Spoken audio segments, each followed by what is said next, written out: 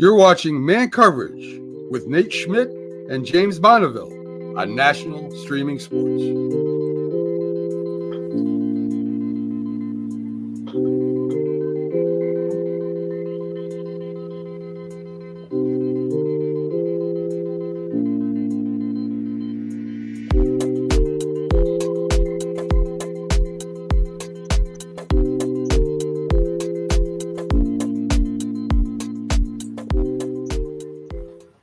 Good morning, everyone. This is Man Coverage. We are talking college football week number 10. It is November 2nd, 2025. We are coming to you live with Man Coverage. I am Knoxville Nate. That is James Bonneville somewhere in there. James, how the hell are you doing?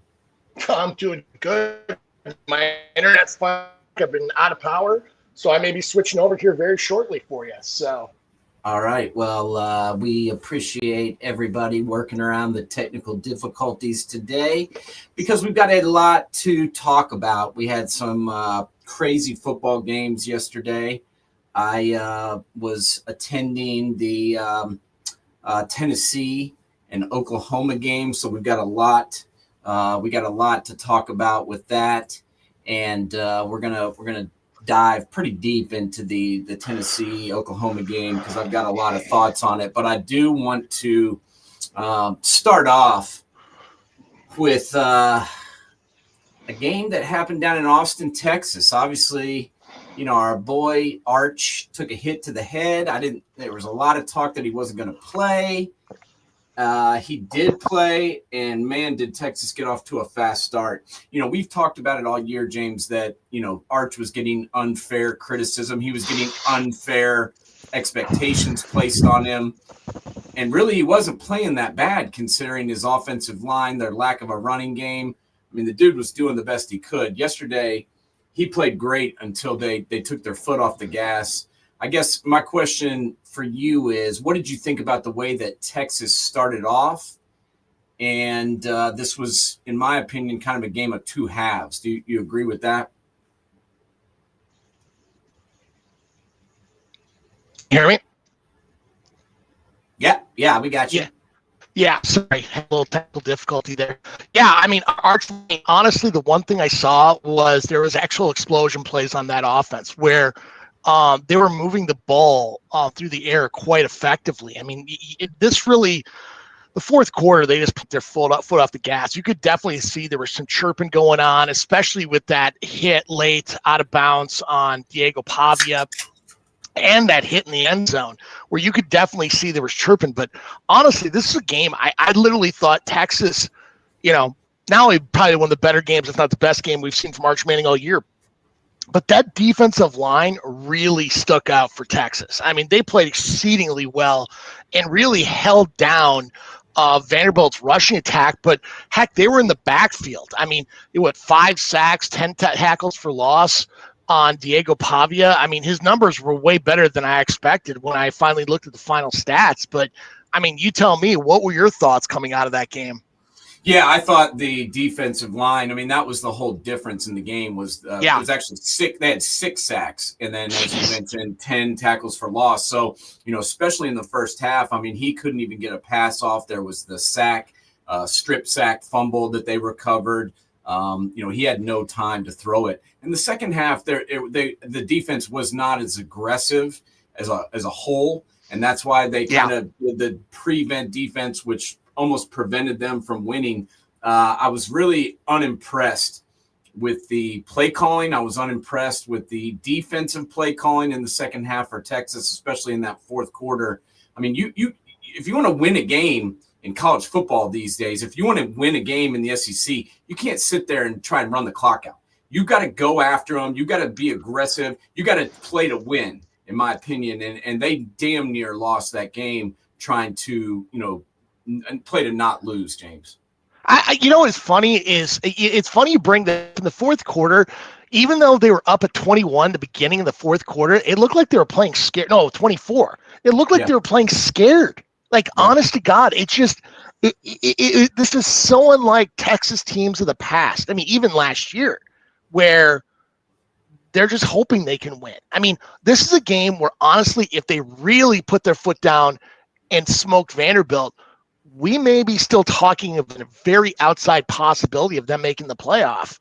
Yeah. I mean, now what's that standard? I mean, what's the games are they going to turn to if they win out, if they beat A&M and win on the way out? I mean, I don't know who it is, because this is just a very confusing team. I mean, their offensive line, yes, they lost 4 or 5 guys, but it's in shambles.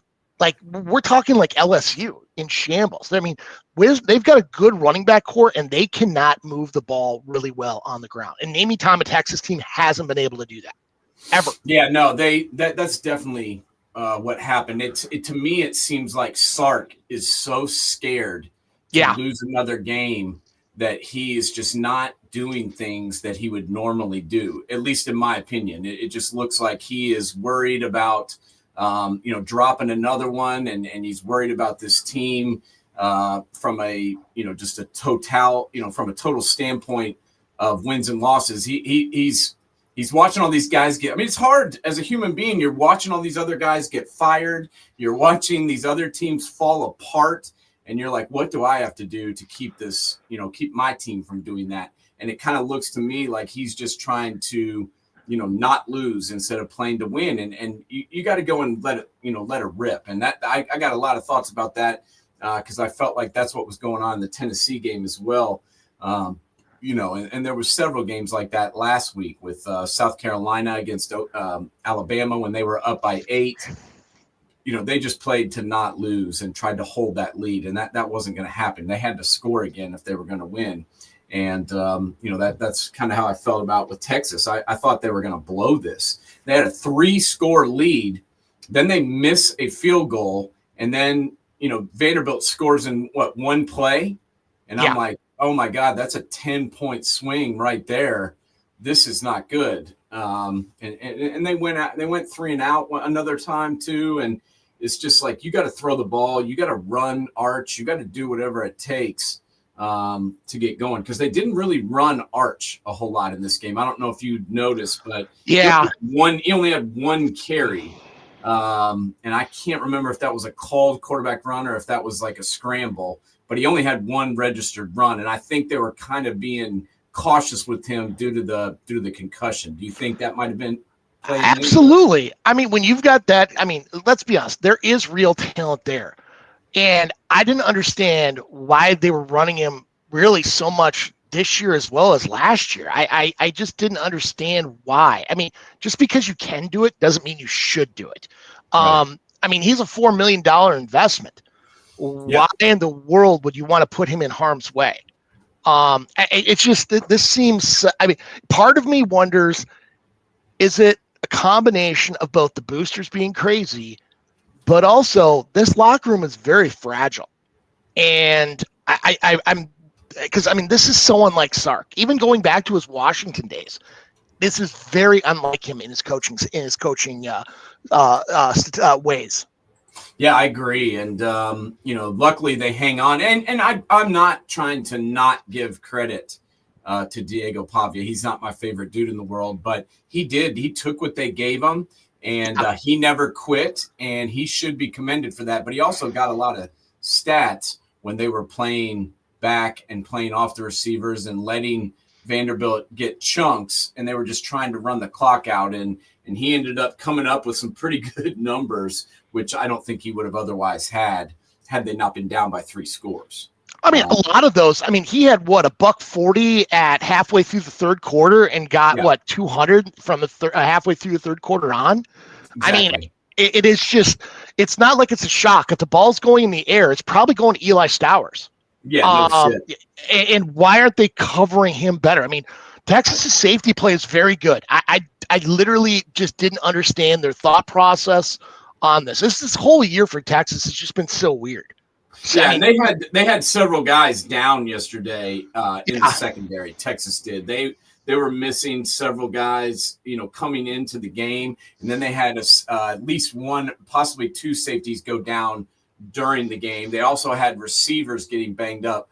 They were struggling to finish this game, both due to guys due to numbers, due to injury, and then also, due to them trying to run out the clock instead of continuing to score. But this, I knew all along that this Texas team wasn't quite as good as everybody was making it out to be at the very beginning, and they weren't as bad as everybody was trying to make them out to be, a couple of weeks ago.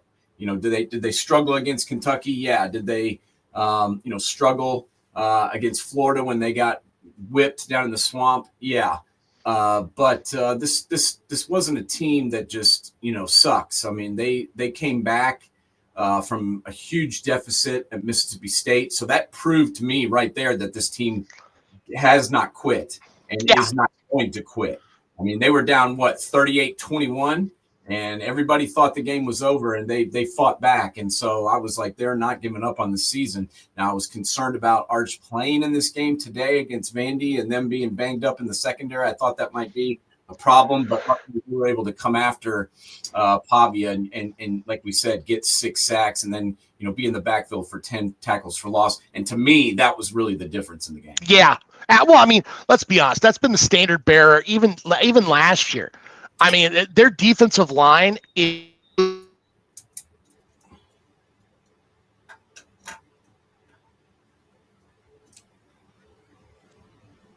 but yeah, with Texas, I don't get it. I mean, you even look at Ryan Wingo. As ballyhooed as he was coming out of high school, like we were expecting Luther Burden.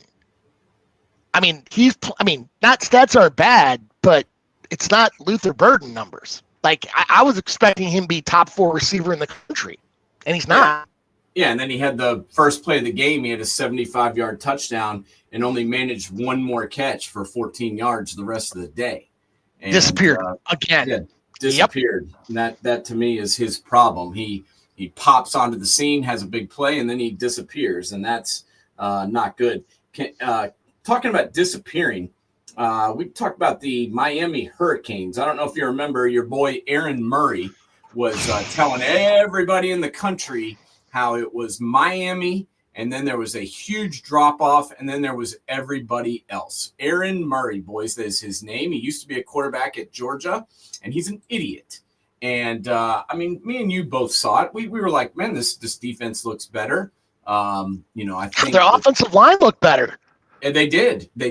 And but we were both concerned about the quarterback and his ebbs and flows and his ups and downs. And there's been a lot more down than up the last couple of weeks. In fact, his interception cost them a game in overtime yesterday against SMU, 26-20 in OT. That was pretty much it. Carson Beck, up and down in this game, 26-38, 274, 2 touchdowns, 2 interceptions. What did you think about Miami losing again, in Dallas to SMU? And where do you have the Canes at now after 2 bad losses? Oh man, it's amazing how every year we fall for the trap that Miami may be back, maybe Nebraska may be back. Heck, for a while there, we talked about the Texas Longhorns for many years being back. And then reality smacks us in the face and we're back to square one. And, there was a very interesting statistic I heard last night. And that is in the month of November, Mario Cristobal is 4-11 as a head coach at Miami. I'm sorry. That's not good. That's more losses in November than Jimmy Johnson had in his career at Miami. Heck, probably Dennis Erickson as well. I mean, this team is a far cry from the glory days, even of early Larry Coker and Butch Davis. I mean, who are you? I mean, Kevin Jennings was so injured, and he was willing that team to victory. In the second half, Miami was transparent on what they were going to run every single play, and those defensive linemen were jumping the snap count every single time. They knew it was going to be a running play because Mario Cristobal is going to beat you. Like he's going to try to beat you in a fist fight. when he really didn't have to.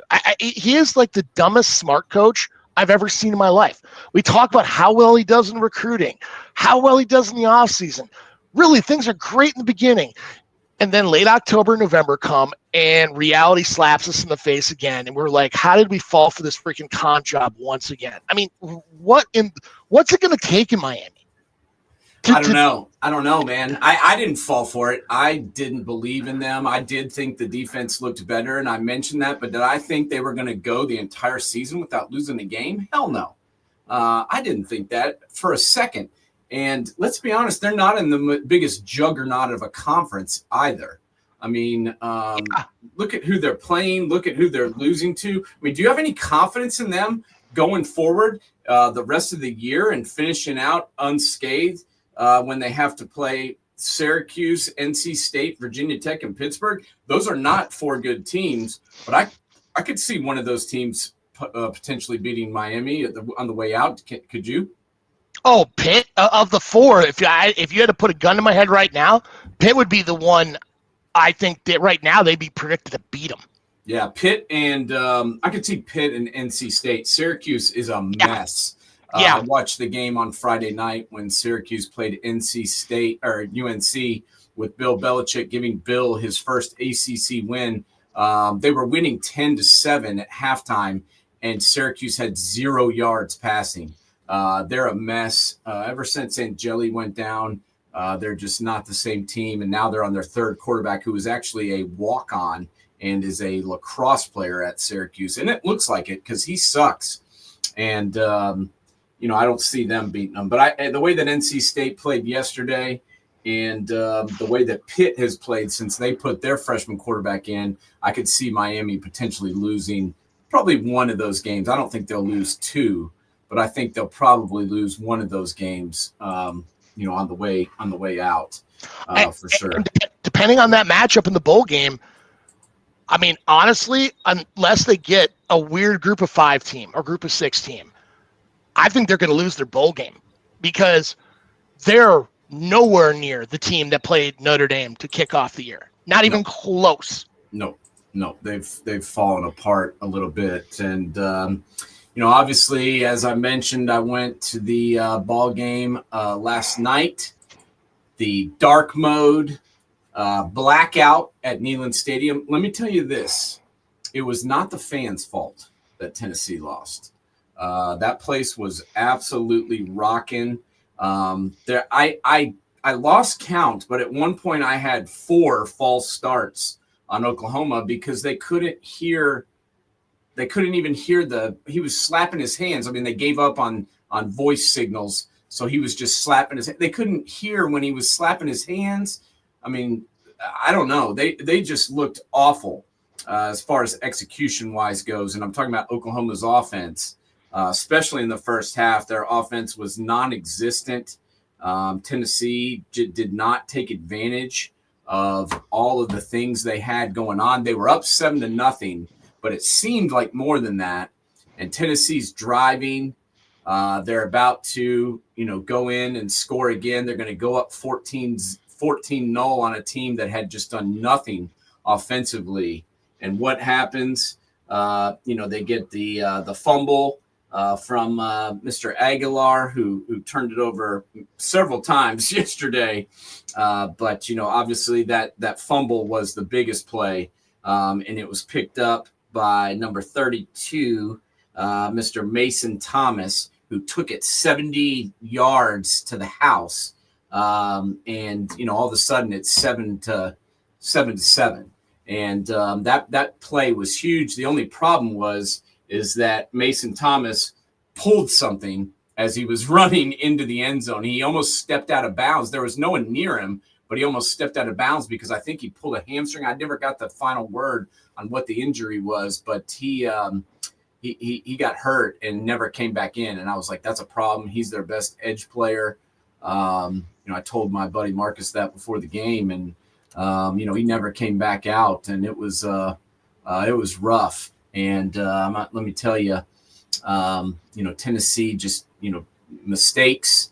Interceptions, turnovers. That was kind of the difference in the game. And then finally in the second half, John Mateer got going, and they got the running game going first and foremost, but mainly they were able to complete some passes, which they weren't able to do at all in the first three quarters. James, what do you think's going on with Mateer? I mean, I know he got it going a little bit later in the second half, but he just, to me, watching him live, watching him warm up, everything, he just did not look the same. Hasn't looked the same since the injury, I guess. Well, I mean, you look at the early games he played when, I mean, heck, people were talking about his number one candidate for the Heisman. And it is, he was running way too reckless. And at some point that was going to get caught up to him. And ever since he's been hurt, I mean, heck, you go back to the Texas game, man, that Oklahoma team just looked pedestrian, and their running game wasn't there at all until yesterday. I mean, you take away the negative plays they had, they averaged 6.5 on the ground. 6.5 on the ground. When have we ever talked about their running game being a standard bearer pack for the past few seasons? I mean, now let's talk. I mean, the one thing I really like the most, though, about Oklahoma is we're getting back to what the Oklahoma defense used to be, where they had that strong front line, great linebacking core, and they were going to beat you up front. I mean, it's funny is you have to go back to, oh, that's right, when Brent Venables was the DC under Bob Stoops. Since then, I mean, you didn't know from second to second what you had with Oklahoma. No, and their defense played really well yesterday. Oh, yeah. They gave up a couple of big plays. The only issue that I saw with them was Cortland Guillory, their corner, number 4. He got burned like 5 times for deep shots, and he was lost. But, they did have some players that played really well. Owen Heineke had 13 tackles. He had a sack. Kip Lewis, safety / linebacker, he was in the backfield quite a bit and had 10 tackles. I already mentioned our boy Thomas, who had a big play. But, the big difference to me was in the second half, they just figured, man, we got to go after this. And they started calling some designed runs for Mateer. Yeah. And that was the difference maker. You texted me, you're like, how's Mateer looking? I'm like, horrible. And it was like right after I said that, they started calling some designed runs for him, and getting a hat on a hat, getting more blockers than there were defenders, and that really made the difference because he finished up with, I believe, around 80 something yards rushing and 5 yards of carry, and Tennessee didn't have an answer for that. And once they started being able to run the ball, that opened up some routes in the back end and created the ability for Mateer to get some passes going on. But really, the guy didn't throw a touchdown. He had an interception that was bad and almost cost them the game.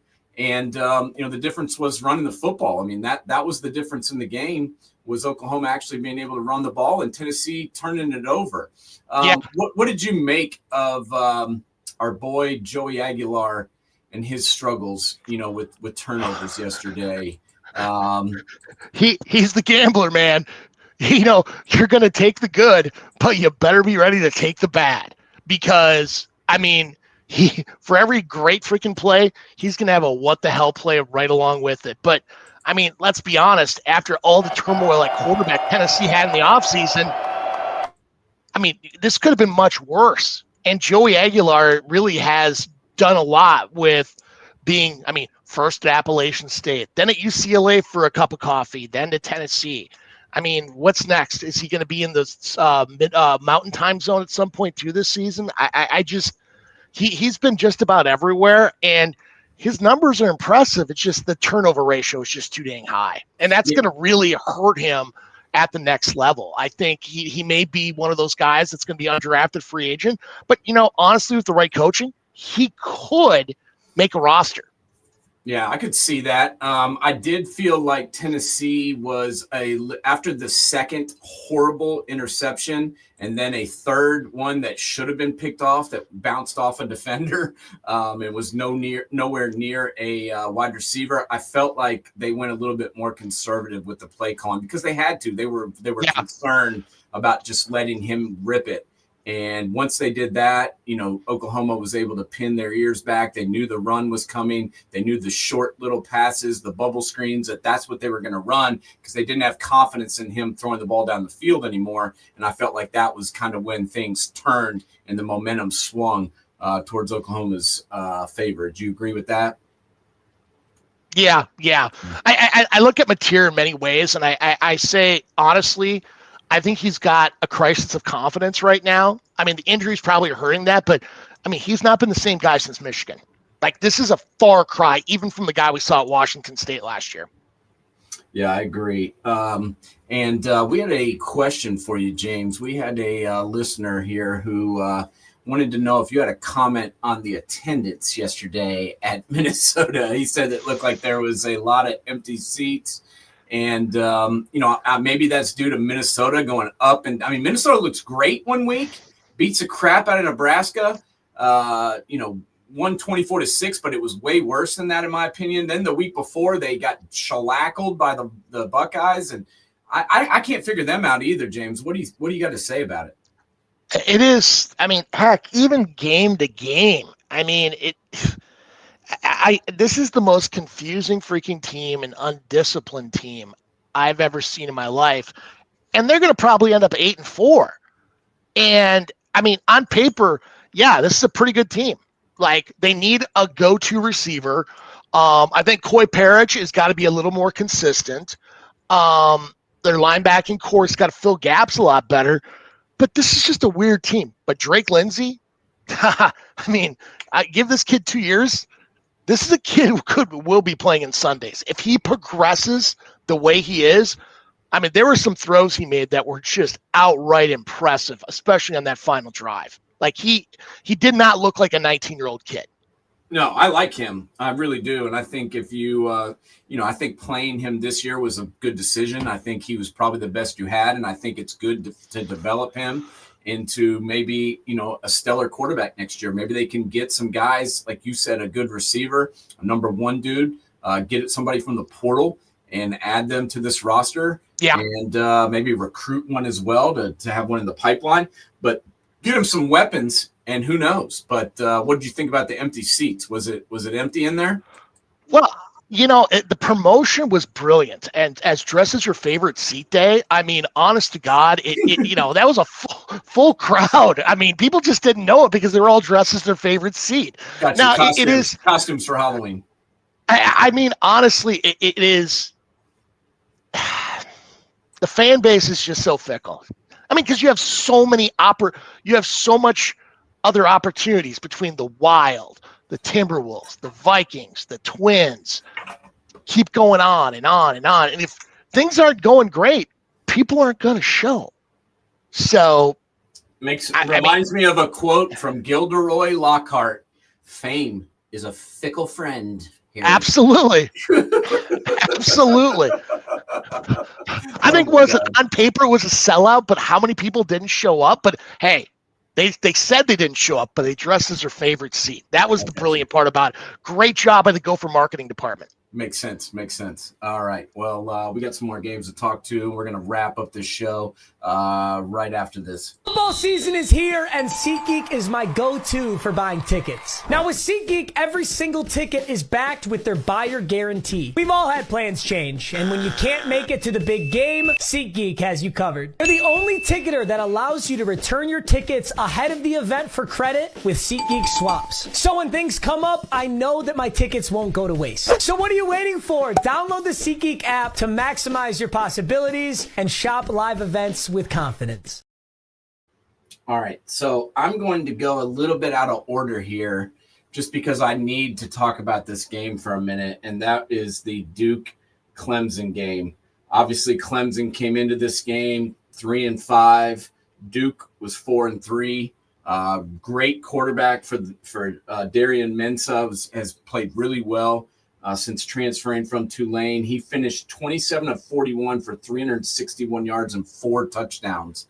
I mean, that does not sound like Duke football to me, but I love it.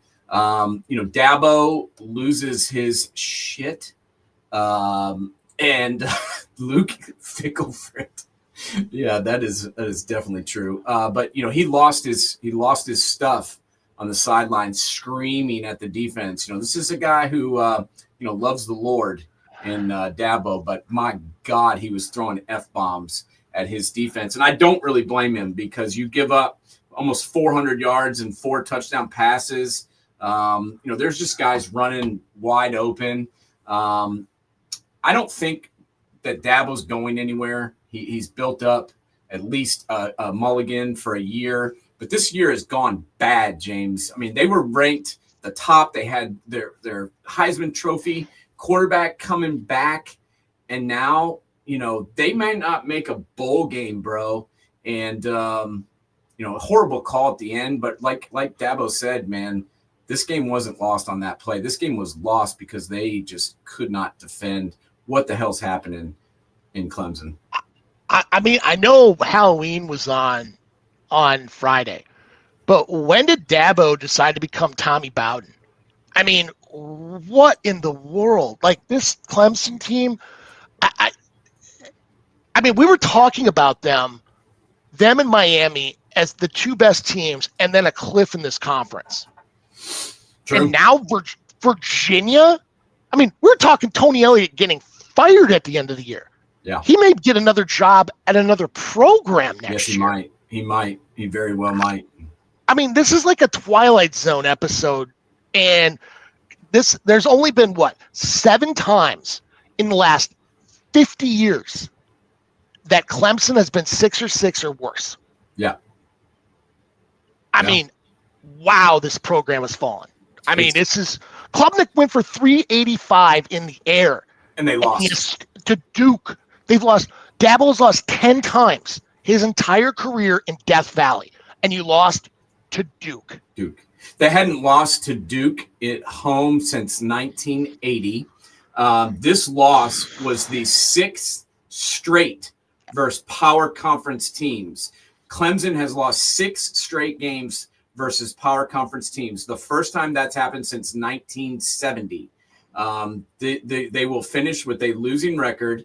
They will a losing record at home, and they will have their worst ACC record, no matter what happens, since 1998. Now, as I mentioned, and as Dabo's mentioned, every press conference, he's got a good resume there. They've won the league 8 out of the last 10 years. They ain't winning it this year, but they've won it 8 out of the last 10 years before that. Obviously, the 2 national titles. I don't have to give you his resume because he'll give you his resume every time he talks in the microphone. Oh, yeah, absolutely. But he's hurt, man. Dabo is having problems. He is scared. He mentioned yesterday in the press conference, he said, I might get fired today. And, his AD was sitting in the back of the room. Now, they didn't fire him. I don't think they're going to. It's $60-something million just for him.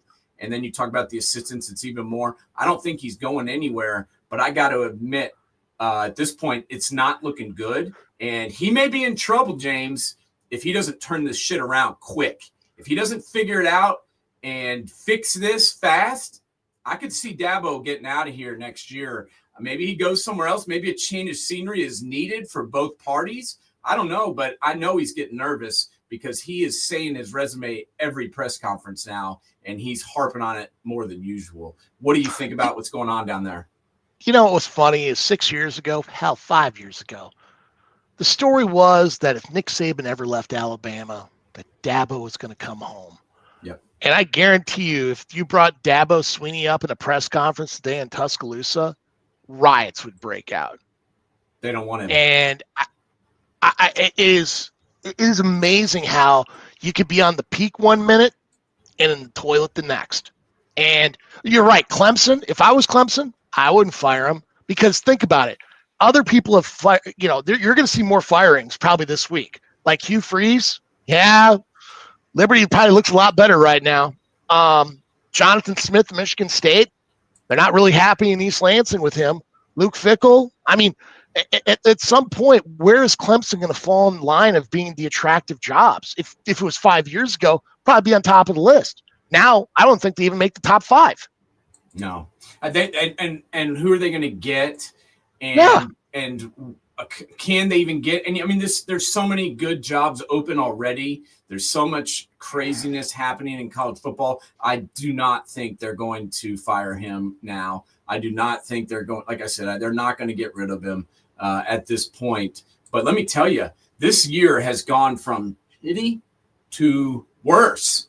And now you're talking about losing, like I said, the 6th game in a row versus Power 5 conference teams for the first time since 1970, giving up 46 points to the Duke Blue Devils. Now, kudos to Manny Diaz. He did what he had to do to win the game. He's now got Duke 5-3. I mean, stranger things have happened in college football this year. They could come back, but when you're throwing for 385 yards, hell, they ran for 175 yards and they couldn't win the game. This is not a good look for Clemson football. And, I love listening to his press conferences after they lose because I think they're hilarious. But he's looking worse and worse each time he goes to the podium, James. And I think this season's starting to wear on him big. And you got a $60 million buyout. Yeah, I'd be arrogant as hell too. Daring the freaking university to fire you. Yeah, he is. I mean, it's a win-win situation for him.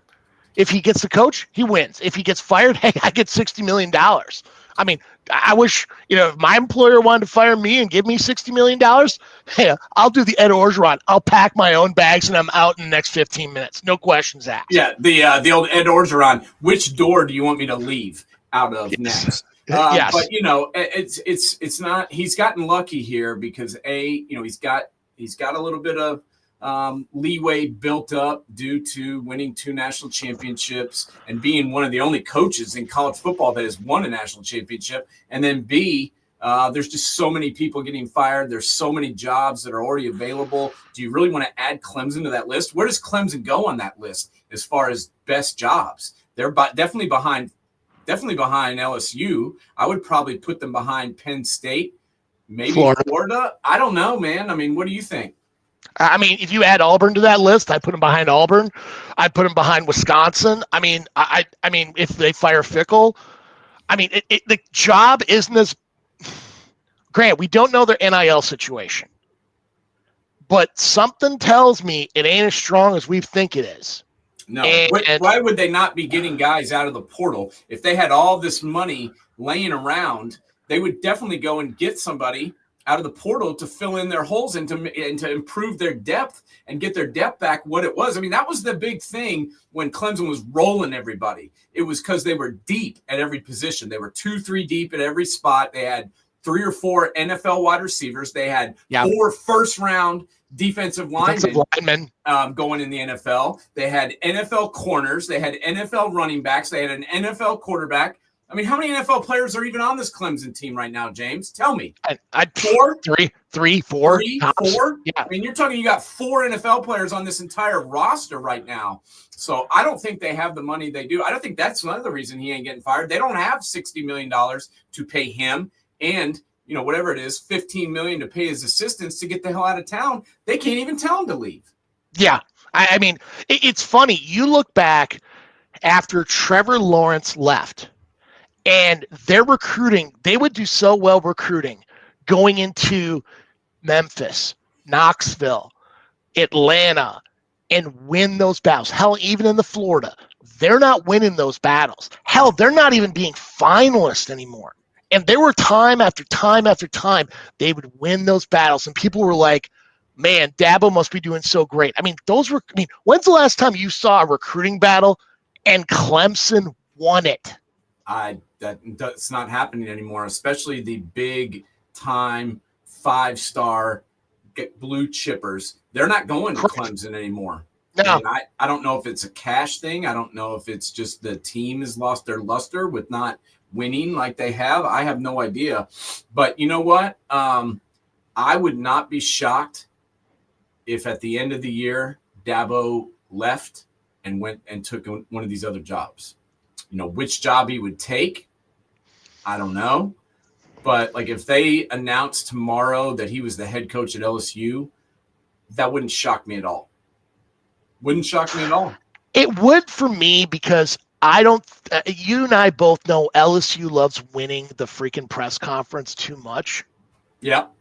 And I think that they're hiring a guy like Dabo. Yeah, he's got a resume, but I mean, he's put a lot of turds in the toilet too, as well. I mean, how many people in the Bayou are going to be excited about hearing Dabo Sweeney? Well, who are they going to be excited about? About bringing Ed Orgeron back? I mean, Newt Rockne would be like a tier 3 candidate if he was still coaching today in their mind. I mean, their expectations, and there's a lot of teams in the SEC are like this. I mean, heck, Auburn will be going through it yet again. I mean, The last time Auburn's been happy with a head coach is what? Pat Dye? I mean, seriously, am I wrong? Pick one coach they've been happy with since Pat Dye. Hell, they ran Tommy Tuberville out. They were happy with Tuberville for a couple of years. They were happy with Terry Bowden the year he went undefeated. They were happy with Gus Malzahn when he took them to the freaking national championship. They were happy with Gene Chizik when he won the national championship for 1 year. They fired him, 2 years later? Yeah, year and a half later. Yeah. The second season. Yeah, halfway through the second season after he won the national championship. So, I don't know, man. As we discussed earlier, from Harry Potter, fame is a fickle friend, and it certainly is now when you are a college football coach, because you can get fired at any moment for anything. Has it really helped any of these teams, James, to fire their coach in the middle of the season? I mean, I know we saw a little uptick from UCLA. I think that was part of the fact that Deshaun Foster is one of the worst head coaches we've ever seen in Division I football. But in its totality, has firing anybody helped anybody's season?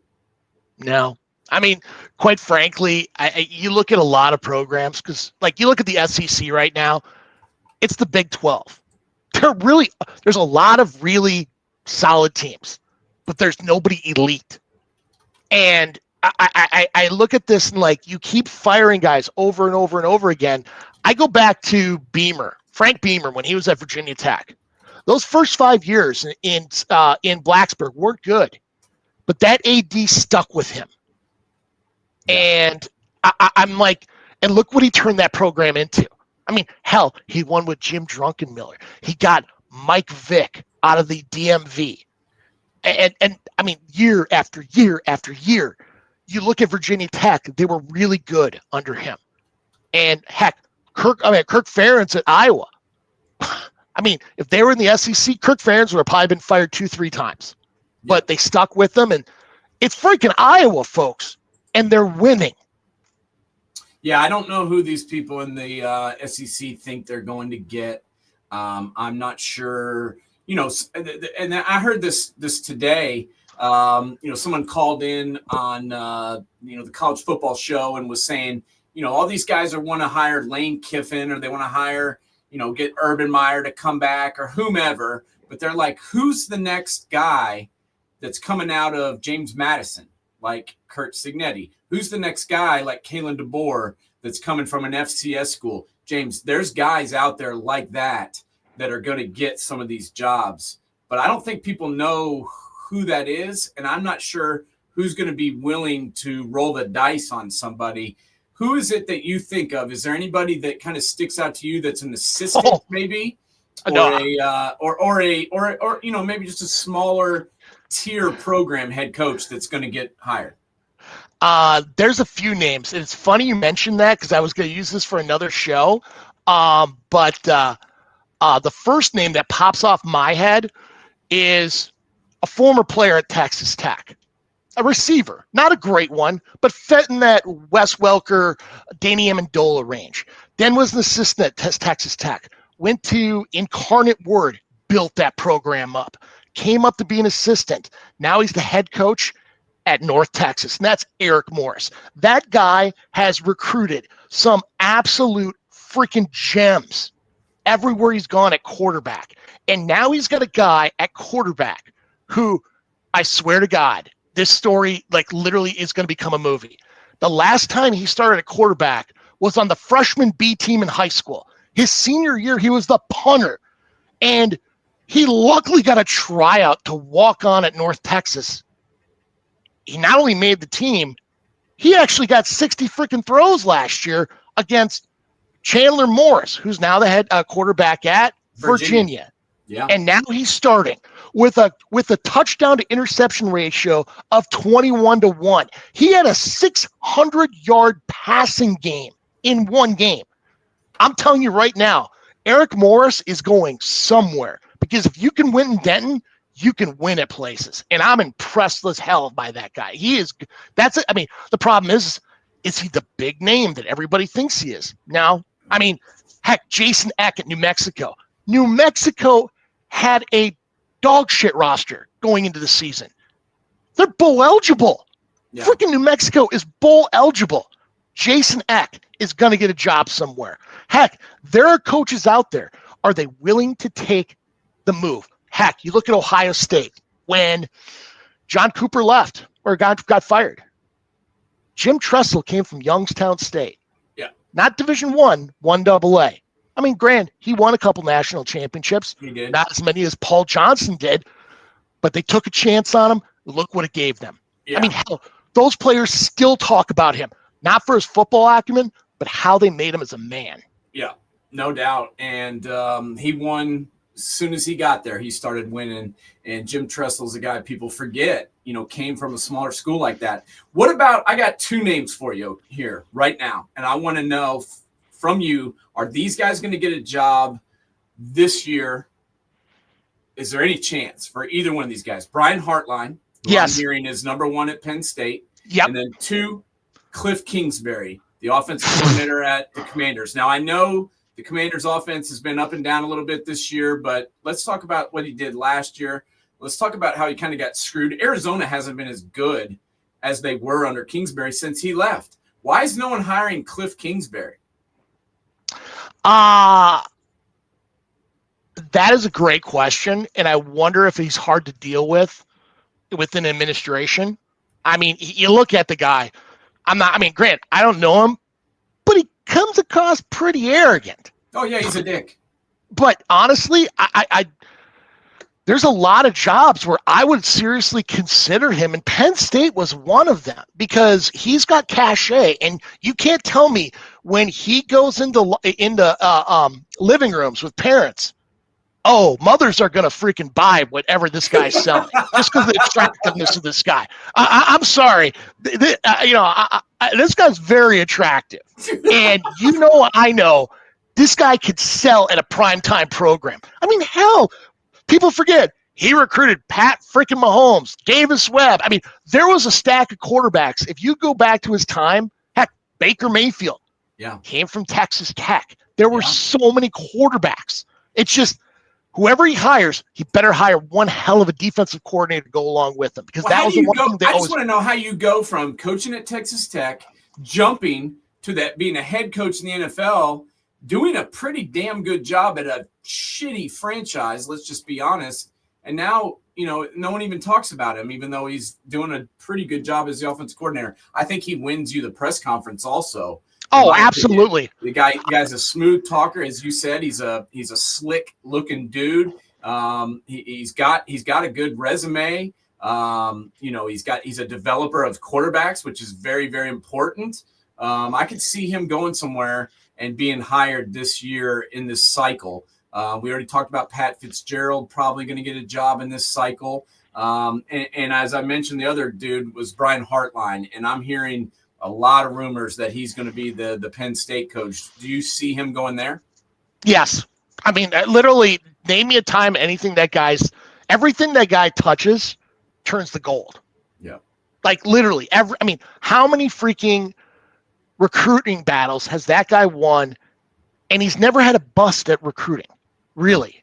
I mean, maybe the Fleming kid that ended up transferring to Penn State, but other than that, I mean, this guy has got like the golden touch.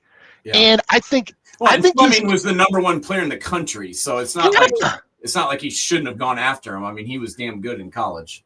Exactly. I mean, honestly, it's funny is I think he's more apt to be a head coach than he is an assistant and a coordinator. Me too. He's a general manager. He looks like a guy that can handle the general manager job.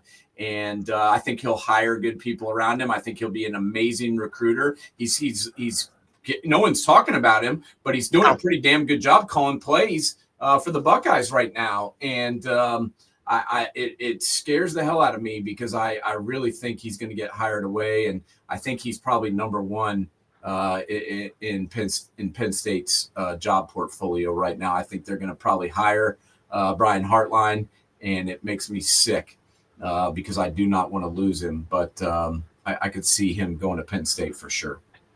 If you would have asked me 5 years ago, if the economics wasn't changed, I would have thought he would already been a MAC coach by now. Yeah, me we too. Were talking how. I mean, he really had that play. Honestly, another name, and you're going to really hate me when I say this one, but Matt Patricia. Yeah. I mean, I mean, let's be honest, from an X's and O's standpoint, even his time as a head coach, he was a solid head coach. He just had a crappy GM. And I think he would need some help from the recruiting front. But honestly, I think he'd be a hell of a head coach at the college level. Yeah, I do. I think anyone's going to take a shot on him right now after 1 year at Ohio State. I don't know. I think it'd be hard to win a press conference with him, but could I see him taking a job at one of these smaller schools? Hell yeah. I could certainly see him. The biggest one I've got, James, the one that I have no clue on, and that I really can't even come up with a name, is the UCLA job. Who's going to take that? Chip Kelly didn't want it. He quit when he was the head coach to go be an offensive coordinator at Ohio State. They hired Deshaun Foster, their running backs coach, who obviously, as we mentioned earlier, is one of the worst head coaches I've ever seen in Division I college football. I really think they need to hire Jerry Neuheisel and make him the head man. Other than him, I can't think of anyone who's going to take that job. You need to have somebody who not only is going to be a spark in recruiting, but is going to have to do something very unique in a scheme standpoint too as well. I mean, Cliff Kingsbury wouldn't be the worst idea in the world. Brian Kelly's going to get hired by someone. Like, yes. Honestly, I'm actually hearing Brian Kelly at UCLA, Stephen. Granted, is he going to have this press conference going to sound like what's his name? He's going to sound like a surfer guy. I'm trying to think of what's his name? Sean Penn and Fast Times. Fast Times at Richmond High. Yes, yeah. Jeff Spicoli. Yeah, dude, I'm going to now be the head coach at UCLA. I'm going to bring my whole family, dude. It's going to be gnarly. I could see him up there, the little Sprite midget, Brian Kelly. Yes. But I could see, I think James Franklin's going to get hired as well. I do. I think it's going to happen this week. I've already heard the job. I think he's going to end up in Blacksburg, and I think that's a perfect fit for him. I do too. I think he could bring Virginia Tech back. I think if Virginia Tech were to hire James Franklin today, I think it's a home run hire. I think it's going to make that program, it's going to stabilize the one thing that hasn't been stable at that program since Frank Beamer left, and that was a legitimate head coach. That, it's a shame what's been going on. I thought maybe, Shane Beamer would come back there and be the head coach, but with the way things have gone at South Carolina this year, I don't see that happening. And I think James Franklin is the best name possible that Virginia Tech could get, and I think he could build Virginia Tech back into a winner, James. I couldn't agree with you more. I mean, honestly, it's funny. Like, I'm already thinking of potential position coaches. I wouldn't be a bit surprised if he hires Trace McSorley as his offensive coordinator at Virginia Tech, because that guy has got coach written all over him. Yeah, no, I see that happening, and I think we're going to start. Why would you fire your coach in the middle of the season if you're not going to hire somebody before these other teams? That's the whole reason to go ahead and fire someone, is to get your guy and get him in place. Now, I know some of these teams are waiting, on the end of the season. That's, obviously going to be a thing because these, some of these guys are coaching right now, so they can't just leave. But I do think that some of these teams are going to go ahead and name their guy right away. So, this is what everyone's talking about. I don't really understand it. I think he probably is going to stay put, but let's just, answer the question. Where's Lane Kiffin in 2026? Is he staying at Ole Miss? Is he going to Florida? Is he going to LSU? What do you think, James? I think he's either going to stay at Ole Miss because I think he's looking for stability. And I mean, this is the happiest I've seen him. There's that documentary about him, that 30 for 30, the E60 they have. And he's had other opportunities, and his daughter talked him back from it. If he is going to take a job, it's going to be LSU, and that's strictly because his daughter's dating Whit Weeks. He wants to keep an eye on her, or what? I think he really wants. I mean, it seems like he is more not stable, but like comfortable now, like with his whole life. Yeah, and he's grown up, man. Yeah, he really has. I mean, granted, you know, when who your dad is and the way you've blown up at the rate you have, yeah. Oh, the Ferris State coach is definitely going to get hired somewhere. I would guess somewhere in the MAC. What that man is doing yes.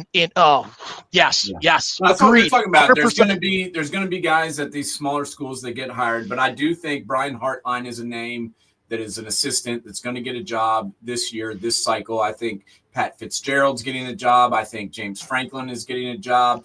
As I mentioned, I could see. I do think that our buddy from the Commanders is going to get a head job as well. Just because, you know, he's got college football head coach written all over him. And that's Cliff Kingsbury. I just think he's going to get a job. And you know, D-Bag, Brian Kelly will probably get a job too.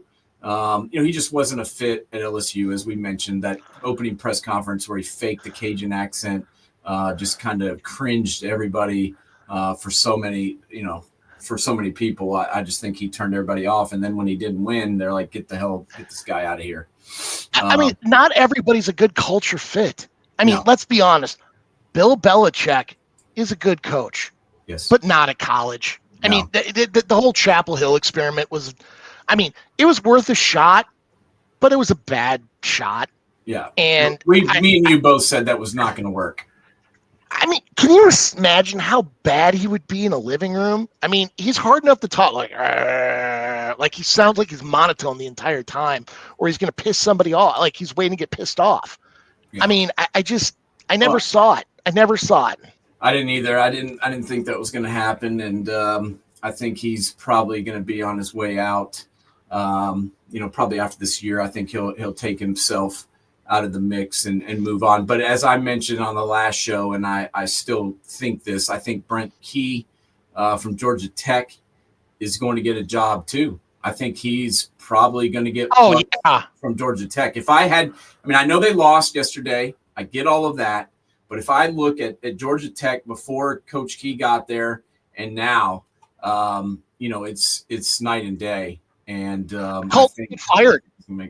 What's that? I called he was going to get fired. When that group of coaches came out, I didn't think he had a chance of surviving. And look what he's done.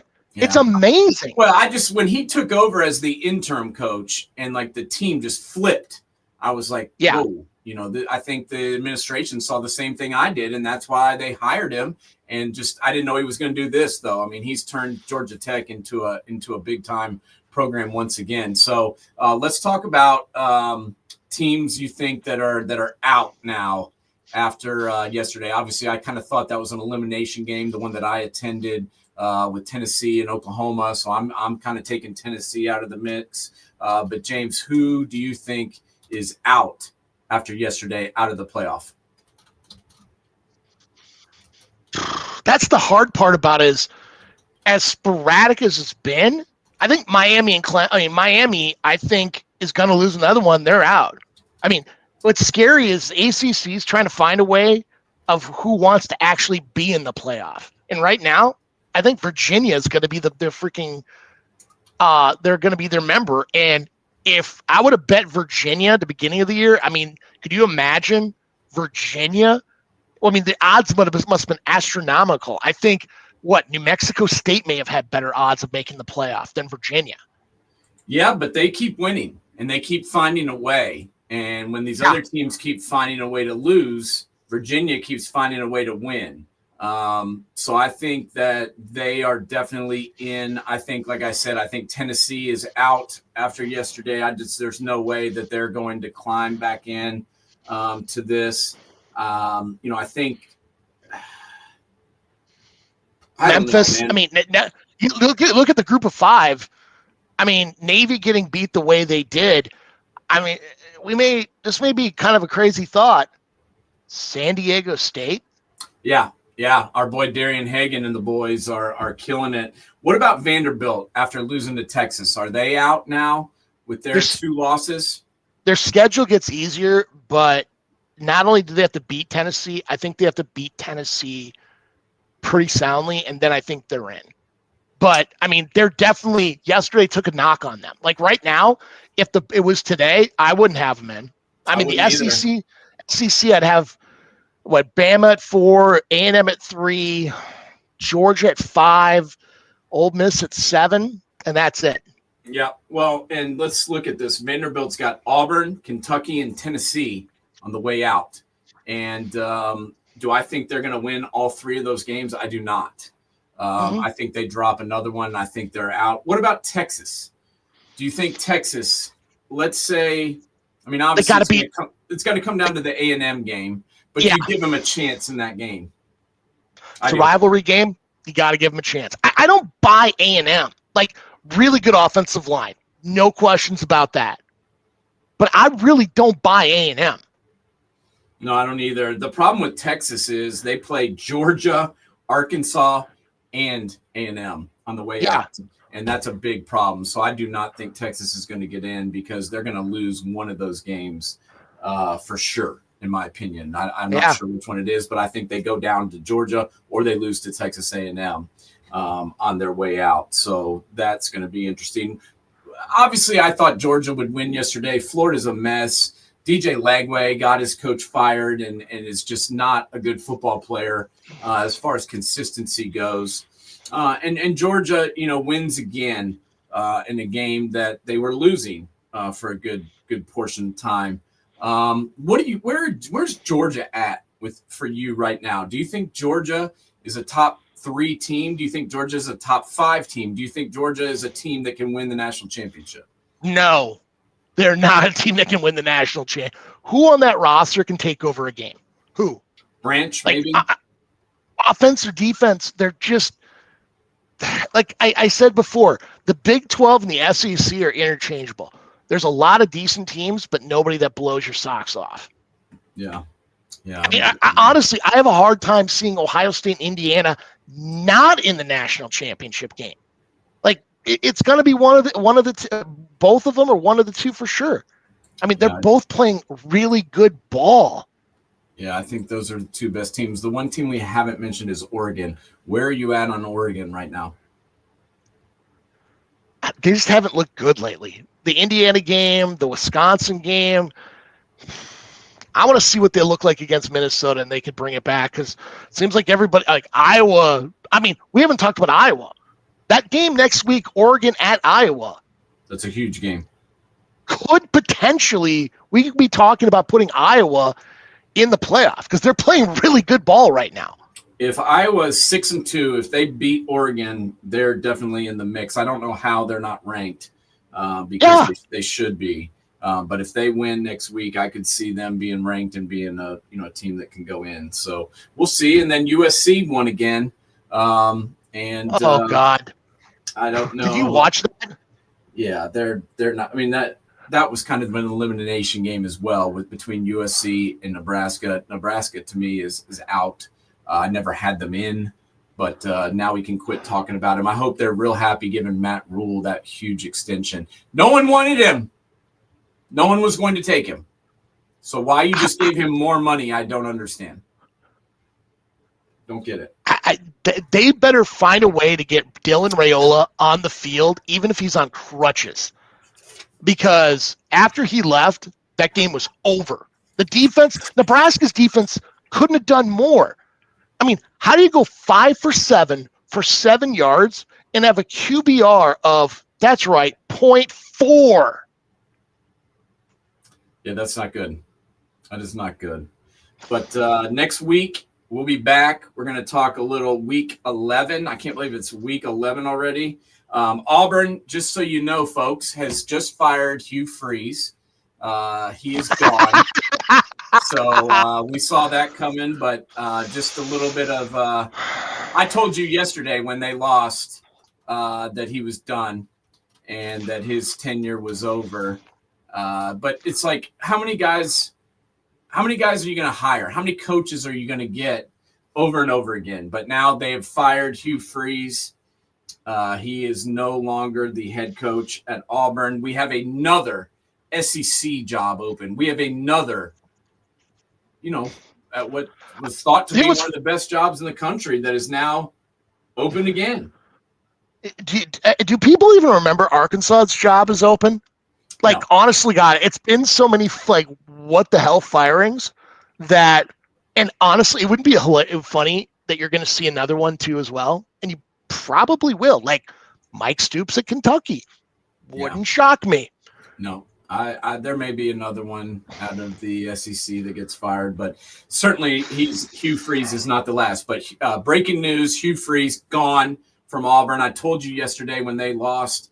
That was the first victory for the Kentucky Wildcats in Jordan-Hare Stadium ever. They've never won there. It was a football game, not a basketball game. Yeah, they won in Jordan-Hare Stadium for the first time ever. So I knew that was the final nail. I think he was already getting fired, but that was the final nail in the coffin. Hugh Freeze is out. So next week we got Indiana, Penn State is a game to watch.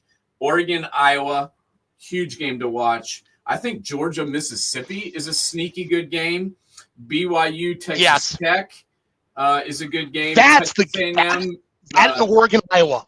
Absolutely. Yeah. Texas A&M, Missouri is a good game. And then Auburn, Vanderbilt is going to be a sneaky good game. You watch. I think, well, now they don't have their coach, maybe not, but who's their interim going to be? I don't know. They did not. Let me see here. It. I don't know if they announced it yet. They just came out and said that he was fired, so I don't know if they. I don't think so. But 15 and 19 overall record, 6-16 in the SEC. But who are you going to get now? You just fired Harsin. You just fired Hugh Freeze. You ran Gus Malzahn out of town. I mean, it's a revolving door. Now Bruce Pearl's gone. Auburn athletics is taking a, and I'm loving it. So are we going to wait for the governor to make an announcement that the AD is not going to hire? I'm waiting for that to become the next political hot button issue where you see campaign commercials. Yeah. Would you trust Ron DeSantis picking the next coach of University of Florida? I would. I mean, can you imagine those ads? It would be freaking hilarious. Oh, nuts, dude, this is absolutely nuts. Is every coach going to fire everyone? I mean, I don't get it. He's just stupid. And I wonder I don't even know what his buyout is. But we're almost at $300 million for buyout money at this point. And, can we get to $1 billion? Can we get to $1 billion? Yeah. Well, I know that. What is his buyout? $15 million. So 75% of his remaining salary. $15.4 million. $15.4 million. Less than Gus Malzahn. Wow. Yep. Gus Malzahn's been gone for 4 years. Yeah. Well, they're still paying Gus Malzahn. That's a deal. That's a freaking. I wonder if Auburn will rehire Gus Malzahn.